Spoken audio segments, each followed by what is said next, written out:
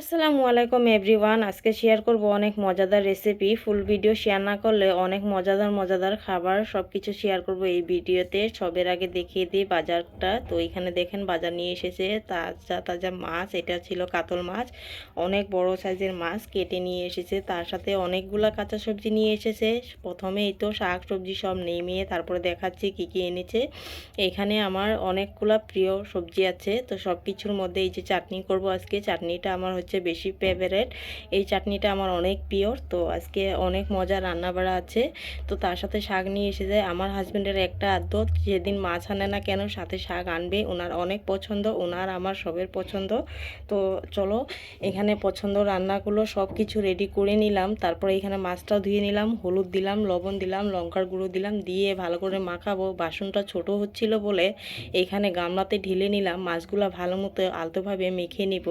তো এখানে আর অন্য কিছু মশলা মিক্স করলাম না। তো আজকে টাটকা টাটকা সবজি দিয়ে টাটকা মাছের ঝোল একদম রান্না করব, আর পাতলা করে করব ঝোলটা। এখানে বাটা মশলা দিয়ে সব কিছু আজকে রান্নাটা করব, একদম পাতলা করে করব আর কি।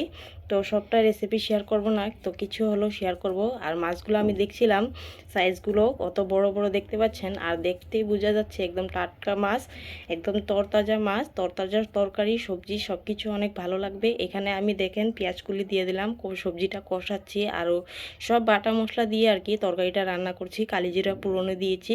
তো এই তরকারিটা অনেক মজাদার। তো টাইম ছিল না, এই জন্য ফুল ভিডিও দিই নেই। আর অনেকগুলো মাছের রেসিপি দেওয়া আছে, এই জন্য আর কি শেয়ার করলাম না। তার সাথে এখানে মাছ ভাজতে দিলাম, সবজিটা ঢাকনা লেগে। এখানে দেখুন আমি চাটনি পিষতে চলে আসলাম। এখানে আছে কুন্দুলি, মানে ধুন্দুলির পাতা বলি আর কি। তারপরে আছে এই যে পুদিনা পাতা, তারপরে ধুন্দুলের পাতা, পুদিনার পাতা, এখানে আছে কারি পাতা। আমরা এটা নরসিংহর পাত বলে কই আর কি, আসামের ভাষা নরসিংহর পাত। তো তার সাথে ধনিয়া পাতা আছে। আর এখানে নিলাম কাঁচা মরিচ, আর ওর সাথে নিলাম এক কোয়া রসুন, লবণ দিয়ে ভালো মতো চাটনিটাকে পিষে নিব। আর ওই চাটনির পিষার সহায় করবে আমার হাজবেন্ড। তো আমার হাতটা অল্প ব্যথা পেয়েছে, এই জন্য আর কি চাটনিটা পিষা যাচ্ছে না আমার দিকে। তো এখানে দেখেন চাটনিটা একদম মিহি করে পিষে দিয়েছে। তার সাথে এই তো গুল্লবি এনেছিল, গুল্লবুটা আধা কেটে এখানে চিপে দিলাম। তাতে চাটনিটা স্বাদটাও বাড়বে, আরও রুচিটাও ভালো আসবে। তো এই তো চাটনি কমপ্লিট। তো তরকারিটা দেখেন আমি মাছগুলো ভেজে এখানে দিয়ে দিলাম। তরকারিটা দেখতে পাচ্ছেন কালারটা মাশাআল্লাহ অনেক সুন্দর, আর খেতেও দারুণ লাগছিল। তো তার সাথে অনেক কিছু রান্না করেছি, এই জন্য আর কি ফুল ভিডিও শেয়ার করি নাই। তো এখানে দেখেন আমার তরকারিটা নামানো অবস্থা, গরম মশলা গুঁড়ো দিলাম, তারপরে দেওয়ার পর এখানে ধনিয়াপাতা কুচি দিলাম বেশি করে। এই ঠান্ডার সিজনে ধনিয়াপাতা কুচি মানে সব সবজিতে আর কি ভালো লাগে, এই জন্য দিই। তো রান্না কমপ্লিট। এখানে আমি ভাত বেড়ে নিয়েছি, আর হাজবেন্ডের খাওয়া হয়ে গেছে পড়ায়। তো আমি অল্প দেরি করে বসলাম আর কি।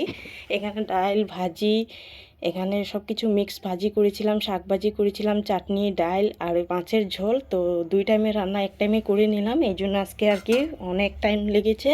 তো চাটনি উটনি দিয়ে সব কিছু দিয়ে আগে খেয়ে নিব, মাছের ঝোলটা পরে নিচ্ছি। তো এখানে দেখেন আমার সব কিছু দিয়ে খাওয়া হয়ে গেছে। তারপরে তো নিয়ে নিলাম একটা মাছের ঝোল, মাছ নিলাম, আর মটরও দিয়েছি।